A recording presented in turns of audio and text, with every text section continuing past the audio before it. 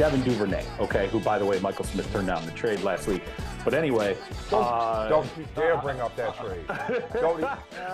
I'm not even going to put you on blast right now with that trade offer. I over-offered.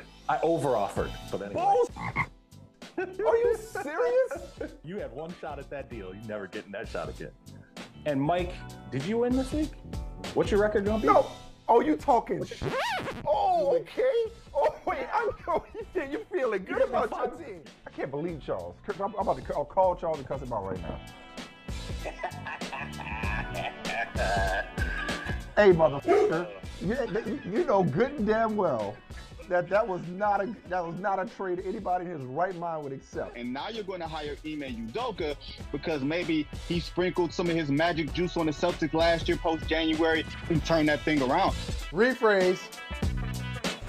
Thank you. I was thinking the same thing. Thank you, Michael. Thank you. Sorry about that. I don't know what the Brooklyn Nets have. They don't seem to have a direction. They don't seem to have an organizational ethos. They don't seem to have, hey, this is who we are. This is what we stand for. The Titans getting 12.5 points. You know, the Titans have a really good record against the Chiefs. They are really good against the Chiefs. It wasn't just a win last year. The Titans have matched up with the Chiefs as well as anybody in the AFC. Dare I say the NFL. 12.5, that's just too much to resist. I'm going with the Titans in this one.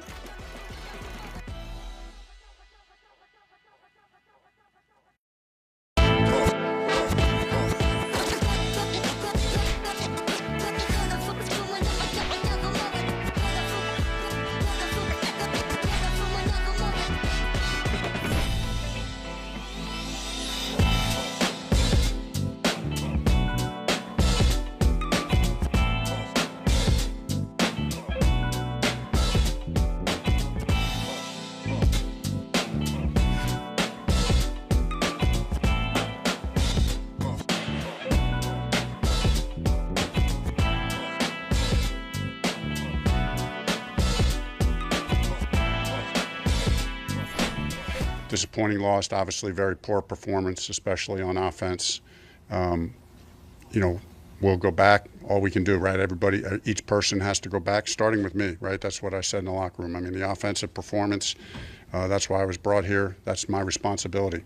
So we got the players. We got players that are plenty good enough. I have to do a better job. It starts with me on offense. I got to do a better job getting the guys ready to play, putting guys in good position to win, and having answers when we face problems. Well, Charles Robinson. That was after the Indianapolis Colts. First of all, let me just ask you, Charles.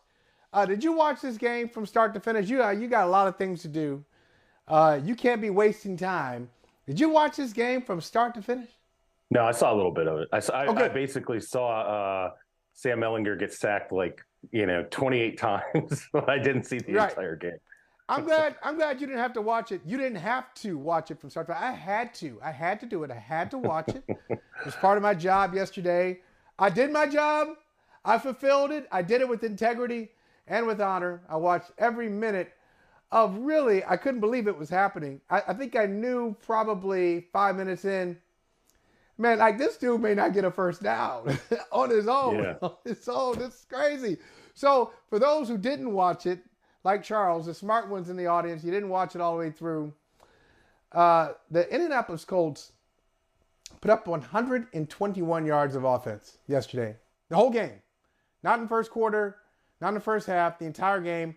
121 yards, and maybe my favorite stat of the day, Charles, they were 0 for 14 on third down. Throw in another 0 for 2 on fourth down. Critical situations, got to have a situation. They ain't got it. It's 0 for 16. 0 for 16 for the Indianapolis Colts. And what makes it even better, Charles, is that this was the masterpiece envisioned by the great man, Frank Reich. This is it. You know what, Marcus Brady, my former offensive coordinator who doesn't call plays, I'm going to take the title away from you. That's all I'm taking away from you. Maybe setting up the meetings, getting things organized for me to call the plays. You can no longer do that for me because you are not fit for the position. So I, Frank Reich, offensive guru, I'll come in and I'll get us in the right direction. And he submits the Colts' worst performance in 25 years on offense. Look, so he was Michael, fired. He was fired today. Oh, by the way, he's fired. Michael, you have to, though, look at it. The one silver lining for Marcus Brady, nobody wants to be fired, right?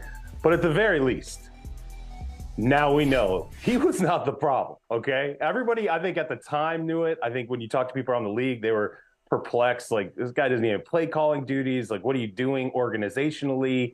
Now, the upside is people are looking at the situation and going, well, okay, clearly that wasn't the problem. Now there's one man left to blame in Frank Reich. And how this entire thing has unfolded is kind of crazy. So I talked to someone Friday in the building there, and I said, like, where are things at? Is this guy potentially, going to get fired here? And I was told explicitly, look, here's the big thing with Jim Irsay. He wants the quarterback situation resolved, meaningfully, permanently done. No more messing around. That's really what all the focus is about. And this person said, I'm inclined to believe that he's going to be patient with Frank as long as everything is leaning into getting that quarterback situation resolved for good. And when I said, well, what does resolved mean? This guy said to me, like, Peyton Manning, Andrew Luck resolved. And I'm like, okay, well, the only way that's really going to get resolved is if Bryce Young is your next quarterback. And if you tank in the draft. Yeah, if you tank, right? You gotta tank. So, yep. And then he gets fired, like literally. Which they're doing. Which they are doing. They are tanking. That's what. Okay, so let's talk about Jeff Saturday. Jeff Saturday, man, with no head coaching, no assistant coaching on the NFL level, college level whatsoever. Hebron. Yeah. He did coach at Hebron though. Hebron, the academy in Georgia. He was there for 3 years. So, college level, got that college level, NFL level. I mean, come on, this is. Look at that tweet. This is Josh McCown. Right? Remember we talked about Josh McCown? Like, how could you consider hiring Josh McCown as your head coach? Right. That's what just happened. And look, by the way, this is not to bang on Jeff Saturday. He's a smart guy, right? Okay, I get it, and he's beloved in Indianapolis. And I mean, if anything, all you did is put him in a situation. I mean, I hope Colts fans realize that he can go the rest of the season, maybe not win a game. You don't want to turn love into hate. I hope they understand what this is all about. I'm just very curious to see how this gets spun by Jim Irsay, who, by the way, clearly everything that's happening right now is so Jim Irsay inspired. There's no question about it. Yeah, I mean, look, Charles, I said in the feed, I said, this is the season. This is the season right here where I want the Colts to be on Hard Knocks. This is much more. This is much more interesting than last year when Carson Wentz lets them down and they can't win one game in the final two. Okay, yeah, that was great. That was great. But this has so many elements of just. I would call it the anatomy of corporate backstabbing. The anatomy of so many things have happened. So we already mentioned Marcus Brady. Frank Reich turns on Marcus Brady. Jim Irsay turns on Frank Reich. Maybe Chris Ballard turned on Frank Reich. Maybe Irsay is going to turn on Ballard. The player, Matt Ryan is sacrificed. That's who was fired first. That's the thing. People forget Matt Ryan was the first guy fired in this organization, and then they just started going down the line. So they have done this, Charles. They've done this thing of really blaming everybody. I think eventually, I know owners don't play, but I do believe most times, I say 9 times out of 10, your organization is a reflection of what your ownership has put into it, has invested, has imagined, has set the tone, set a cultural, organizational standard. Your organization is a reflection of that. It's coming back to you, Irsay.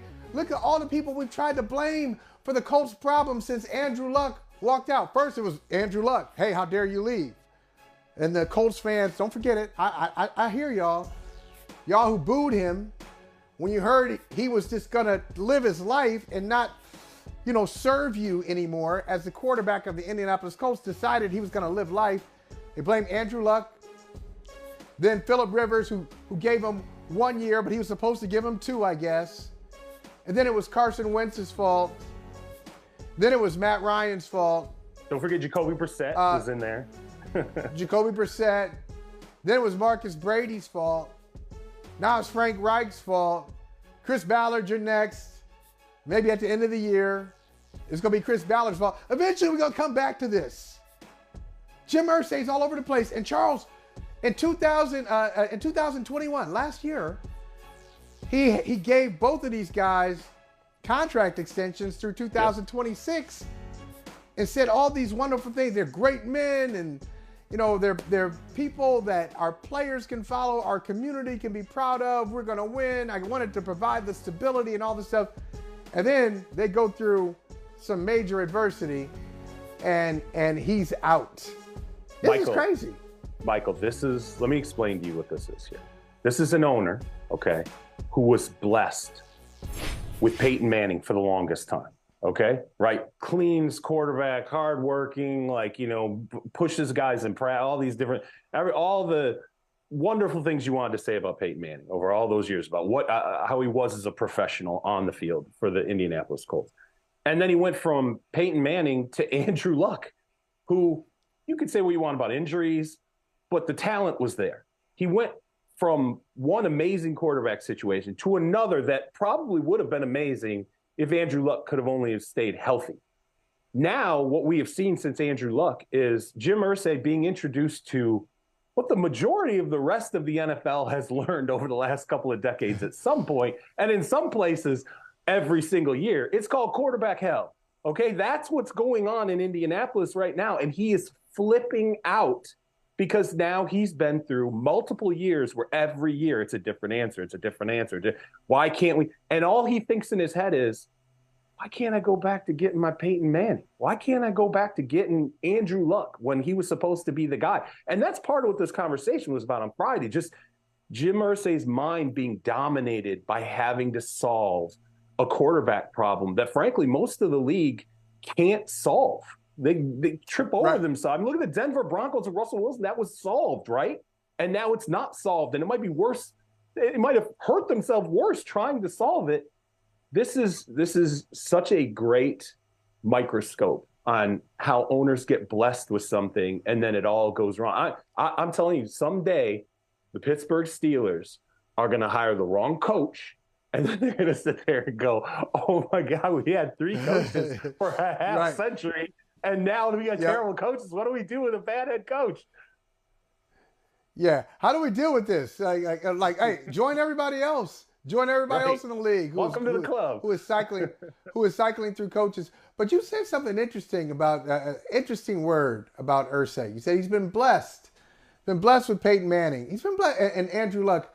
He's been blessed with more than that. And I got the sense, I got to tell you, in the spirit of full transparency, there are certain players I root against. There are certain coaches I root against. And there are certain owners I root against. I root against Jim Irsay. Okay. I'm going to tell you, I root against him. I'm going to tell you why I root against him. Because just like I root against, I'm going to tell you some personal stuff here. Let me get personal. Even before I was a parent, you know what I could not stand? But this is long before I was a parent. I was 23, 24 years old, single, not thinking about getting married, having kids, anything, just trying to get established in my career. I would see a spoiled or entitled kid. Yeah. It was just great. It was just great on me. I'd be like, who are your parents? Let me talk to you. Let me talk to your parents. How did you get that attitude? How did you grow to be like this? So ungrateful and spoiled. And that's why I root against Jim Irsay, because a quote he gave, he tried to clean it up, did a terrible job of cleaning it up. After Peyton Manning, he's blessed with Peyton Manning. You said it right. Peyton Manning leaves, gives that tearful press conference. Just thank you for letting me be your quarterback, that whole thing. Okay, great press conference. Oh, I know where he goes off to Denver. He goes off to Denver. Jim Irsay says, well, We only won one. Yep. Yeah, we only won one Super Bowl. Excuse me? You only won one Super Bowl? You only won Super Bowl. And with Andrew, we're just trying to construct a team where we can win more than that. We can win more than one. And Peyton, made it tough for us because he took so much of the salary cap. Money. Basically going there. Yep. Wait a minute. You play in the AFC. The AFC, when Peyton Manning was there from, 98 to 2011, whatever it was, 2011, 2012. You got the Steelers. You had the Colts. And you had the Patriots. Yeah. I mean, those are three. So you had Roethlisberger, Manning, and Brady. And they all had a crack at it. And they were all worthy. And they all got to the Super Bowl multiple times. And the Colts didn't win it multiple times, but the other two did. Sorry. It's hard. Getting to the Super Bowl is hard. Winning the Super Bowl is difficult. And for this owner just to say, oh, you know what, we can win more than that. I was thinking, I hope they never get back.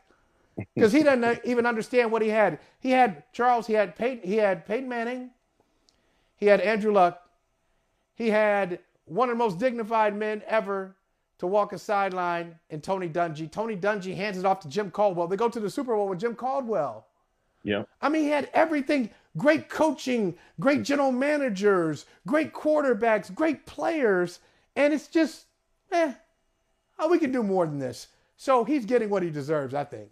Yeah, well, and there's a reality to second generation owners. I mean, you can go through the NFL. There's not a lot of like third, fourth, fifth generation owners, but first generation owners are always the ones who do all the hard work and they get bloody, right? They always deal with the losing and what it's like to get the franchise in their hands in the first place and all these different things. I'm in Houston, right? Cal McNair now is the owner of the Houston Texans. And I love that nickname, by the way. Before you continue, I love the nickname that came out about Cal McNair. Remember this? And the story on McNair, what they call him? Tommy Boy. Tommy Boy. Listen, man, I live here. All right, I got to deal with such a great nickname. Yeah. But anyway, go ahead. That's not the only one, by the way. There are others. Anyway, again, though, you can see, though, as soon as transfer happens in an organization, look, you can say whatever you wanted about Bob McNair, but there were certain things in the organization he did do right. Rick Smith was a very good general manager for a while with the organization. I mean, you could just see organizationally certain things were left in the hands of competent people. And then all of a sudden, everything went sideways. Nothing's really been right now that you've got a second-generation owner handling a team.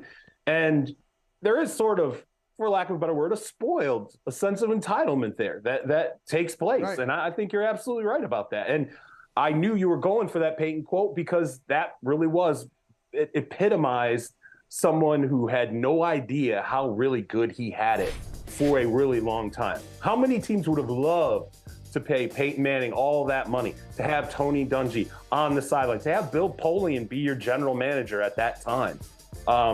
He had no idea, and now he's living through it, what reality is in the NFL, and all these firings and the quarterback, all these things that are happening right now go straight to the top of someone who is, like I said, I think he's just freaking out that he can't get it resolved. Well, and the last thing I'll say on this, and I definitely need to get your expert opinion on it, because I feel like there's more news coming out of Indianapolis, and it's going to come out, and it's going to come out like an avalanche. It's not just that they fired Marcus Brady, and that set up just how tenuous the job was for Frank Reich and probably Chris Ballard. It's not just that. They looked at their coaching staff and looked at two former head coaches, in Gus Bradley and John Fox. They looked at both of those guys, said, nope, I'm not going to do that. They go outside of the organization. So right. It's one thing to ignore the head coaches on your staff and then name like a low-level assistant who a lot of people haven't heard of, but they think, hey, this guy's got a bright future. We're going to go to him. At least he's on the staff. How can Jeff Saturday, he's in a ring of honor, but I don't know when the last time he was in the locker room. I don't know how the players respond to him. How is he going to come in and be like, all right, guys, listen. Right. It doesn't matter what happened the first 9 games. Like, man, what? Well, you weren't here in training camp. I mean, you may have been here, but you weren't here with us. You weren't here for the loss to Jacksonville and then the win over Jacksonville. And how is that going to play on the coaching staff and in the locker room where you just have, it's a circus, isn't it? Yeah, it's peak awkwardness. I mean, and I don't mean that from the standpoint of, look, people know who Jeff Saturday is. He was there in training camp. He visited. He consulted with the team. He's been a consultant. Yeah, well, right, exactly. It wasn't with them. You know, it wasn't there every single day. It wasn't that kind of a situation. And he's been a quote unquote consultant. I always think it's interesting when teams say someone who's coming aboard has been a consultant for a while, because in some situations, I'm not necessarily saying it's this situation, but in some situations, owners will use certain individuals who they trust and who have been in the franchise and remain in the NFL media orbit as a sounding board, as someone that occasionally they reach out to, maybe to test their opinion, ask what they think about certain situations. I'm not saying that's what happened here with Saturday. I'm curious if that question gets asked in the press conference. Was Jim Irsay talking to Jeff Saturday through the process? What were their thoughts being shared? Like you would think, right? Yes, of course. As far as keep that Barnwell tweet up there too. Keep that Barnwell tweet up there, Gary. Go ahead, Charles. I want that quote. I want that tweet to stay on the screen because we're gonna get to that in a second. Go ahead. What you were saying about the locker room, though, I think what Jeff Saturday would sell when he goes in there is like, look, I played the game, played with Peyton Manning. Like I was one of the best at my position for years and years. Like I know what it's like to be a player. Let me connect on that level and work it out. But here's the problem, and this again goes back to this conversation on Friday. Part of the reason and the thought process was like you got to be patient with Frank and work out the quarterback stuff and all this different stuff. There wasn't an offensive play caller in the building. There was no one to call the offense if you got rid of Frank Reich. That hasn't been changed. That is not, unless there is something that's going to be announced in unison with Jeff Saturday coming in, he's got to find a play caller offensively on a staff. Yeah. And guess what? You know who the best person is? Guess who the best play caller is on the offense right now? It's Matt Ryan. He's benched. You benched your best play caller. Okay, but I was going to go here, Charles, because this is why I put the Barnwell tweet up for many reasons. One, and this is how, listen, I hope I'm wrong on this. I hope I'm wrong, but I think I've seen the future. So, Frank Reich fires Marcus Brady, who happens to be an African-American offensive coordinator who didn't call plays, but African-American coach. He fires Brady. I don't know how it works in Indianapolis. A lot of businesses, they say, hey, your email is going to be active for 45 more minutes. If you don't get out of here at a certain time, we're going to escort you out of the building. Thank you for your service. And they send out an email on your behalf, and then you're out. You're gone. Then Reich is gone. Gus Bradley is still on staff, even though Frank Reich was fired. John Fox still on staff, even though Frank Reich is fired. But Marcus Brady is out. He wasn't the problem. What they should do, I thought you were going to say this, the best play caller is the guy they fired last week. They need to bring back Marcus Brady. Bring him back because he's the only assistant coach. That's the crazy part about it. He's the only assistant coach who's been fired. Right. What? How does that make sense? When Reich was the play caller, he's the guru. And if everything had turned out this season, Brady wouldn't have gotten the credit for it. It would have been Reich. So he's in a lose-lose situation. They do well. Well, Frank Reich's calling the plays. They struggle. Reich just kind of pulls the plug on him. I would say bring him back, but I think what's going to happen, this is what I mean when I say I've seen the future. They're going to bring in Saturday they bring him in as the interim to fulfill the Rooney Rule. They will contact people of color. They'll have them come to Indianapolis. They'll do Zoom interviews, whatever it is. They will go through the process, and they're going to give the job to Jeff Saturday. And they're going to say they're going to give the job. They will. Ooh. Yes, they will. Yes, they will. Yes, they will. I don't know about that. I don't know about that. Yes, they will. Yes, they will. I hope I'm wrong, but I think they have made up their minds. I think Jim Irsay has made up his mind This is I this is think- pathetic. But they're going to do the right thing. Bring back Marcus Brady. Bring back Marcus Brady today. Unfair dismissal. I don't think there's any question that if Brady were there now, he'd be running things. I think he'd get the opportunity then to call the offense. I think he was perfectly positioned to take the baton. You know, people are gonna say, well, he wasn't calling the offense. Frank was. Okay, that's fine, but he was very familiar with every facet of it. It makes more sense for him to have remained, and that's why this is so ugly right now. Man, I hope you're wrong about Jeff Saturday being someone that they've already plugged into that job for 2023. I mean, that would be an absolute stunner and far worse. That makes this far worse than it even looks right now. More news coming on that. More on Brother from Another, because there are functional organizations and teams that we got to talk about, Charles. A lot of good stuff from yesterday. We'll talk about that next.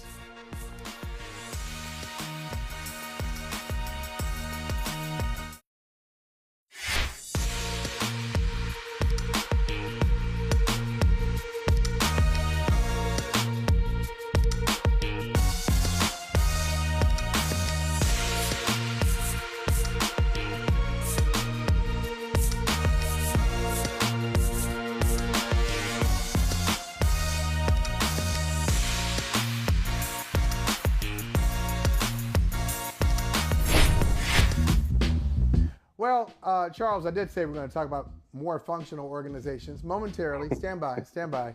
We'll get there. Right now, we're going to talk about the Las Vegas Raiders and Josh McDaniels. Wow, they made the playoffs last year. At one point, they were 6-7. They went 4 straight down the stretch with Rich Bisaccia. Who? Rich Bisaccia leading them into the playoffs. And they had a great playoff game against Cincinnati. They lost it in the end. All right. Now, here we are with Josh McDaniels. They brought him in.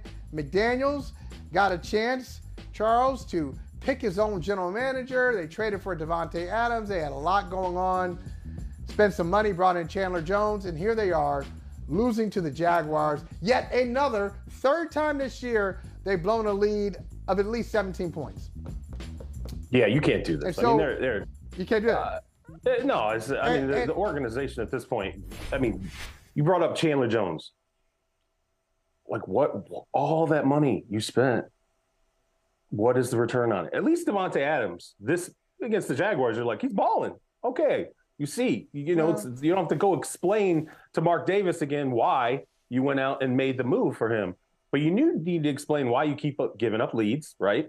To a team that really, I mean, let's be honest, Jacksonville's got its own mess to deal with right now. I mean, Jacksonville dealt for Calvin Ridley. That's how desperate this franchise is to try and get itself some talent and fix things moving into 2023. You dealt for a guy who's suspended for a year for gambling, and this is the team that the Raiders go and lose to. My kind of team. My kind of Mark team. Davis, My bet's your money. Michael, is Mark Davis patient here? Like, do you think Mark Davis could look at Josh McDaniels and go, nah, one and done, you're out. That's it. No, he's not going to be patient. Listen, I thought this before the Jacksonville loss, the loss to Jacksonville, he comes out with this vote of confidence for Josh McDaniels. I said, no, why'd you do that? Why'd you do that? And look who's next on the schedule. Like, how ugly can it get? Ugly meets ugly. Ugly finds ugly.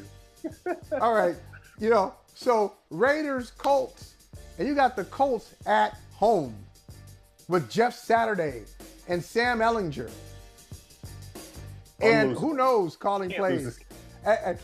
Is Saturday going to like draw some plays in the dirt? Say, all right, Sam, go ahead and run that one. Who's the coordinator? I don't know. Irsay? I don't know who's calling plays, but you've got to win this game. But I look at it, once Mark Davis gave him that vote of confidence, and they went out and they lost to the Jaguars. And Charles, how about the quote from Davante Adams? Davante Adams, who even checked himself in the interview, said, look, it sounds like I'm down on my coaches, but I love my coaches. But what are we doing? If it's not broke, don't fix it. Why did we change? He was dominant in the first half yesterday. Dominant, unstoppable, unguardable, unwatchable. Second half, 1 catch, No yards. So what do you think is going to happen? Because I think it's going to be one and done for McDaniels. I really do. It's unfortunate. I know you like him. I love him. I've known him for a long time. Smart guy, a champion. He's learned a lot from his first opportunity. This is a good spot for him, I thought. Good spot. But they just keep losing these games. What do you think is going to happen? You know, I really liked Rex Ryan. He was a good coordinator, right? He wasn't a good head coach. Norv Turner, right? Really good coordinator, not a good head coach. There are plenty of guys in the NFL where their natural ceiling is being a coordinator and not handling every other facet that head coach requires. Okay. You have to be able to delegate. You have to be able to run the big meeting. You have to be able to motivate. You have to get pulled into offices at time to deal with business side stuff. There's a million different things that you have to do as a head coach. And some people just ultimately aren't meant for it. Josh McDaniels clearly was not meant for it in Denver. There's no question there. Okay. Built a decent, put a couple nice pieces. Too much too soon. Put a couple nice pieces in place in Indianapolis and then pulled out of that situation to do what? To find the, look, he's going to wait, be patient, perfect landing spot. Let's find the right quarterback situation, a team that's got great facilities, all these things. He supposedly landed that in Vegas. And if this is what's being produced, and what scares me beyond just what's being produced on the field is when you look at adjustments, right? Halftime adjustments. You have leads in games, particularly a game against Jacksonville. You're supposed to get better coming out of the half. If you're all the best coaches, the coaches we love, are great halftime adjusters. Don't really feel like that here with the Raiders. So that's a significant problem. But not only that, I think the fact that they sold Mark Davis, and that's Dave Ziegler is the general manager there, who I think is extremely talented, and I think if they're patient with him, no doubt. Handpicked general manager by McDaniels. Tandem with McDaniels. I think you have two individuals who said this is not a reboot situation. Okay, it's a pivot, and spend some money, trade for a player, sign a couple, trade for a cornerback in Rock Ya-Sin, sign the DN, the edge rusher. None of it. I mean, look, the wide receiver's working out. All right, that's great, but nothing else is, and that's a significant problem. I think the only way out of this, you tell me if this is legitimate, the only way out of this is if McDaniels and Ziegler can go to Mark Davis and say, and I think this would have to be a little bit of a change of the tune. Let's go back and look at all the drafts of our predecessors. There's nobody here. There ain't nobody here. They struck out on everybody. Like, that's not our fault. The other guys. Here. That's a good strategy. Right. Ask Frank Reich how that worked out. Hey, listen, it's not me. It's the other guy. Hey, you know why we losing these 17-point leads? You go talk to your boy. Mike. Go talk to Mike Mayock. Go talk to Gruden. That's him. I can't listen. I don't have linebackers. I don't have defensive linemen because these guys can't miss it up top. I mean, that's good. That's part of it. But see, I think it's too late. You're right, Charles. In all seriousness, you're right. I think that's a major factor. It's a major factor for any team. No team can just miss on high draft picks for 3 or 4 years, or have draft picks. You start to hit on a draft pick, and then that guy does something crazy like Henry Ruggs did. Or, you draft Damon Arnett high, and it doesn't work out, and you move on from high draft picks. It's not just the money. It used to be the money, like with the quarterbacks before we had some kind of salary control. Oh, your franchise can't afford it because of the financial implications. No, it's not financial. It's just the bottom line, the product. You're missing out on talent, and so you got to get it somewhere else. You're supposed to get it cheaply and easily in the draft. You missed it. Now you got to get it somewhere else. Like, no team can miss as often as the Raiders missed and just say, oh, we recovered from it. I think they made the mistake in the selling. Like, you're Josh McDaniels. He needed a hype man. He needed Michael. He needed a Michael Holley to be his hype man. He did. He'd be like, man, they don't. Listen. You don't need them. They need you. Like, you don't go and say, hey, I'm going to sell you on myself. No. I'm Josh McDaniels. I got rings, multiple rings. I'm here. I'm making a lot of money in New England as an offensive coordinator. I helped Tom Brady, helped Tom Brady reach his heights. And now I got another one. Mac Jones, first-year guy. He like 5th most passing yards of any rookie quarterback in the league, Pro Bowler. I did that. So what are you going to do for me? So if he didn't sell Davis, but let Davis recruit him, he could tell Davis anything. And what I would have told Mark Davis is the truth. You're not a playoff team. You made the playoffs last year. You're not a playoff team. You got too many holes. You're not as good. You're not one or two players away. You're not. Yeah, but Michael, you introduced the problem in all that. I mean, you already said his name, Rich Bisaccia, right? I mean, you can sit here now. Yeah. And this is how I'd flip it. If I'm Mark Davis, I'm sitting there going, yeah, you're right. You know, the drafts are bad. Didn't produce players, all these different things. But we went on a run last year. Like, we held together with a head coach down the stretch through a lot of bad circumstances. And I'm inclined to think that was last year. I mean, I'm inclined to think that wasn't just emotion, right? It wasn't just, you know, hey, we went through some things, they were bonded together and they played harder and, you know, overcame some obstacles, whatever.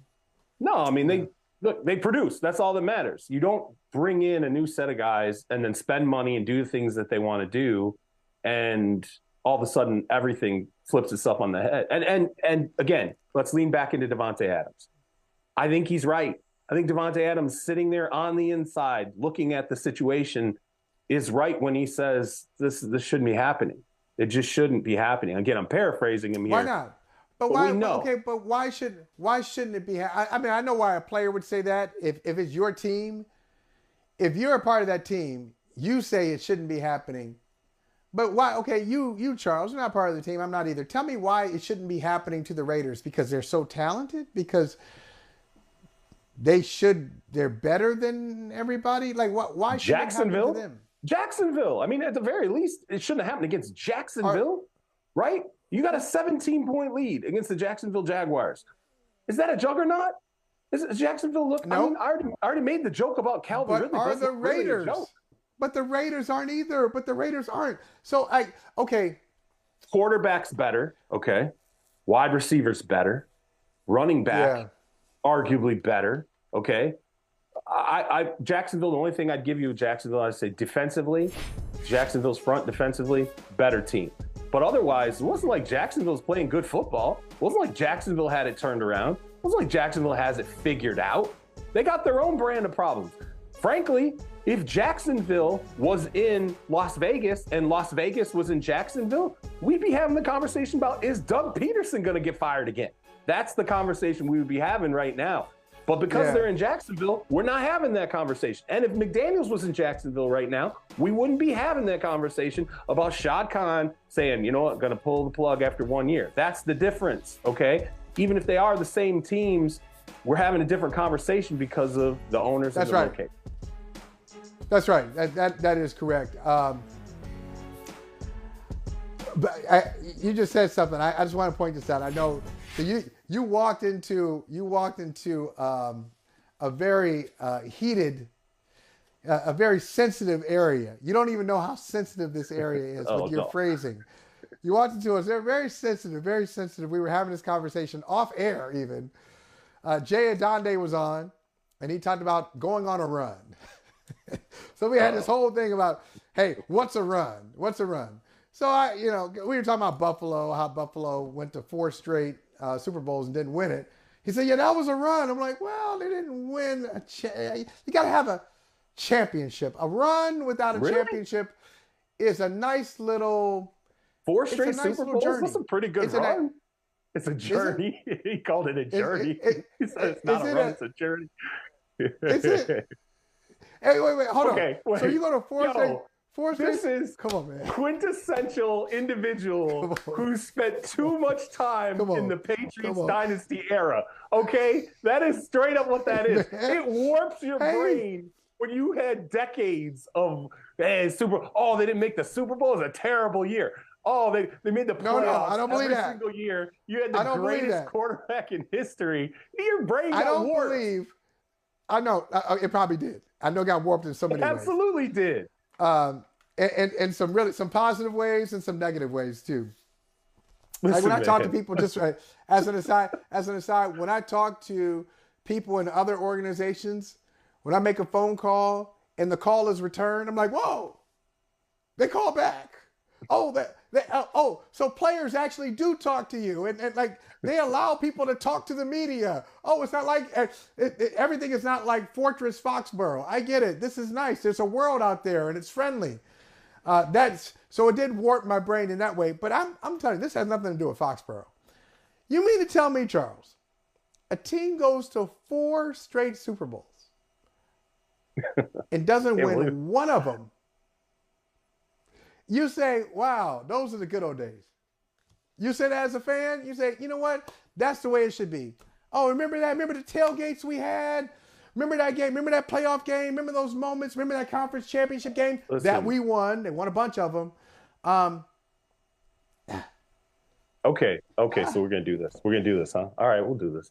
Okay, let's do it. Let's do it. By your definition, then, we're going to do this. We're going to go off on a little side tangent, but it's okay. Because I have examples. I grew up in Michigan. Okay. Fab Five never won a title, right? Can't tell me the Fab Five wasn't significant. Okay. All right. I went to Michigan State, by the way. I know. And I'm ally. The Fab You're an Five. ally. Okay. You're an ally. Your enemy is my enemy. We're good. The Love Detroit Michigan Lions. State. Go Sparty. Barry Sanders, right? What Barry said, he had 1 playoff win in his entire career. God bless him, it was the last playoff win for the Detroit Lions. Immaculate career, right? Are you going to tell me Barry Sanders didn't go on a run in his career because he never went to the playoffs? No, stop. Oh, stop, it is. stop. I mean, you're talking about a team versus players. No, we're talking about a team. I'm talking about a team that goes to 4 straight. That's a run. Super Bowls. Oh, it is a run. It's some kind of run. Why you got? I mean, man. I got Thurman Thomas. I got Thurman Thomas in my phone. I'm about to call up Thurman right now. Be like, listen to this. Yeah, this is sacrilege. Call up Thurman. It's terrible. Call up Thurman and ask him how when he looks back, is he smiling? Is he smiling about all those times? Is that okay? If it's a run. Doesn't he just think just one time, if I could just change it, if it wasn't just natural grass in that 47-yard field goal, if it could have been in a dome, if it could have been on field turf, because a 47-yard field goal back then was hard. It was hard. That's not an easy kick. And that's the only one, I'll give them this. That's the only Super Bowl where they were the better team. They didn't win it. They were the better team. They were better than the Giants that year. They didn't win it. They were favored. Should have won. Better team. Otis Anderson, Hostetler, and Otis. Come on, man. That's rough. The Bills were better. I'm saying the Bills were better. The only time they were better. But they weren't better than Washington. They weren't better than the Cowboys. Twice. Yeah, you can't tell me that you wouldn't want, if you're a fan of the Buffalo Bills. That's not about want. That you look back and say, if they do it again this year, they go to the Super Bowl, because we want to talk about Buffalo next. This tells me we need to talk about Buffalo. If they do it again, they go to the Super Bowl, and let's say Josh Helmet forgets his helmet. Oh, man. That's messed up. We got to go back to that. It's a run. If they go to the Super Bowl, they won it. Cincinnati went on a run last year. They didn't win the Super Bowl. They still went on a run. You can call it a journey or whatever you want. This is a different word.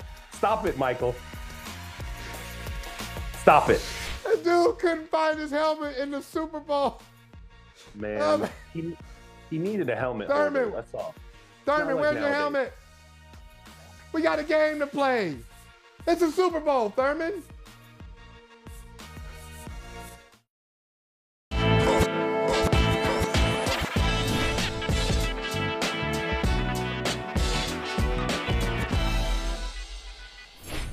That was awesome. That was fucking awesome. How much did this team need an emotional win like that? We needed it. We got it. We fought to the end. Defense played great. Made some plays offensively. I know we left a few out there, but it's it's a team's tough team. So got some great players. Glad we won. I think that's an exaggeration, Pete. Frustration and miserability are two different emotions. So when I decided to come back, it was all in, and I don't make decisions and then, hindsight 2020, have regrets about big decisions like that. So I was all in, and this is a lot of life lessons for sure this year. But luckily it's not over. There's still a lot of games left. We'll be counted out, probably by many, and we'll see how we respond. All right, contrast there, Charles. Pain. That's some pain behind those eyes. Yeah, we'll be counted out. I'm counting us out. I don't know. You had Tom Brady and Aaron Rodgers. Aaron Rodgers with 3 interceptions yesterday against the Lions. Just blows my mind. And then Brady, they couldn't move the ball at all until it really mattered. Marches him down the field. He tops 100,000 yards. And I think I thought the Rams were the more desperate team. So I felt like the Rams really needed it to save their season.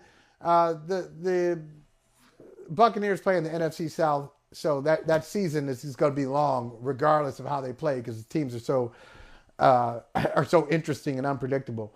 But what did you see there from Tom Brady and Aaron Rodgers yesterday? Well, I mean, first off, Rodgers. I think we are seeing this unfold in front of our eyes. That last offseason was a mistake. It was a mistake by both Aaron Rodgers and the Packers. I think Aaron Rodgers should have stuck to what I think his plan was during the course of the 2021 season, which was when it's over, getting traded to the Denver Broncos and Nathaniel Hackett being his head coach. And ultimately, obviously, he wins the MVP, good feelings toward the close. I think he thought Davante Adams is coming back, and he changed his mind. But I think it was a mistake. He should have gone to Denver. I think he probably needs a fresh start, needs better players around him at this point. He definitely could not afford to lose Davante Adams. And the Packers should have never paid him the contract that they did. So now I think we're going to enter, what's going to happen, we're going to enter into the 2023 offseason in a few months. And we're going to sit there and go, okay, Packers can take a $40 million cap hit now and trade him, or they can wait until post June 1 and try to trade him afterward, or Aaron's got to decide whether or not he wants to retire. I just don't see the two sides saying, yeah, let's run this back in 2023, because so many things have to happen to really transform this back into a team that's not in decline. It just doesn't make any sense to me. I was flabbergasted at the interception that, I mean, all 3 interceptions were great, but the one to Aiden Hutchinson was, it was like a Carson Wentz moment, right? He's spinning, he's throwing. I thought it got deflected. I'm watching it live. I'm like, oh, that clearly got deflected off the hand. I had to rewind it. Nobody touched him. There's nobody near him. It was just the worst ball he could have possibly thrown, which we don't see. Brady, I'm gonna stay off Brady for a bit and let him sort it out. Like you said, I think that the fact that he's in the NFC South makes all the difference there, and we'll see if they can get healthy and pull things back. Here's Hutchinson. There's Hutchinson right there. Unreal. Could you believe that ball? Like, threw it to him. He was the intended receiver. Looked like it. Yeah. Now that was a great play. That was a great play. That kid, that was a great play. But the one, and then the doink off the helmet, another one where you're like, I sat there and I'm like thinking to myself, when was the last time I saw a player ricochet a ball off of a helmet that bad? I think it was Blake Bortles. I'm just like, this is not an Aaron Rodgers. Wow. It's like, what's going on? We got our first Blake Bortles reference. We already talked about Gus Bradley. Now we're talking about Blake Bortles. The day is complete. Those guys went on runs, Brady, just not the right runs. Okay, so let me just ask you this. So I'm glad you brought that up. This whole run thing. I was going to ask you about Brady, but now I want to ask you about a run. So Tom Brady, we know he has 7 championships. They had a run, the front end of the Patriots dynasty, 3 championships in 4 years. Right. Back in, 3 championships in 5 years. So if they went on a championship run of 3 championships in 4 years, what do you call the Buffalo Bills? It was a run of what? So it was a run. A run of what? It was a run of AFC champions. They got rings for that. They went on a Listen, man, you get rings for winning the AFC too. People don't show those off. They went on. All right. Shout out Lamar Hunt. Shout out. They went on a conference championship. Real quick, you got the joke off, but I'm going to say it's easier to find your helmet nowadays in the NFL than it used to be. All right? Like back in the day, That's right. you put that thing under the bench. They got mixed in with other helmets. Now they have like little air dryers that dry the helmets off when you take them off or what. I mean, come on. There's helmet wranglers. Yeah. I mean, okay, yeah, it's harder to find a helmet. Like what I don't understand is, and this is coming from a non-football player. I'll tell you, okay, I didn't play football, but he couldn't get somebody else's helmet? Why did it have to be that particular helmet? Michael, they're different sizes. You realize the sizes are different, right? The helmets are. I know, but I'm saying. You ever see Peyton Manning's head? Do you think anybody Peyton Manning could wear that helmet? But listen, Thurman Thomas has pretty, it could be another running back. Who's some of those running backs? Kenneth Davis. This is you can get Kenneth Davis's helmet. This is some stereotyping. You can get somebody else's helmet. You'd say, listen, all the running backs have the same size and shape head. Come on, man. Come on. I'm saying this to you. This is what I'm saying to you. Okay, if it's the Super Bowl, and I got to get out there, I'll get a helmet that doesn't fit, so I can get on the field. I need to get on the field. The alternative is I can't go on the field. Wasn't this 30 years ago? 1990. Yeah, it was like 1990. I know. It was 1992, 3. Let's transition to the Bills. Something fresher. 92. A little Josh Allen talk. How about hey, 30 well, years. we're going to transition. We're transitioning to goodbye, Charles. But tell me this. Are the Bills getting a little too caught up in smelling themselves here? We keep saying how great they are, yet they're a half game ahead of the Jets. What's up with that? They need to run the ball. Okay? They look at the amount of offense Josh Allen carried in that game. Can't play like that. They got to be more balanced. Got to be able to run the ball against a playoff defense, which, by the way, the New York Jets have a playoff defense right now, so that's what you're going to be facing when you go into the AFC playoffs. Run the ball. They're 6-2 right now. You know what I'm going to tell you what the Bills need to do. They need to go on a run. They need to go on. They need to go on a run, Charles. Good to see you, brother. Hey, thanks for watching Brother from Another on YouTube. Make sure you hit subscribe before you leave and be sure to watch us 3 to 5 p.m. Eastern Time on Peacock. Appreciate you.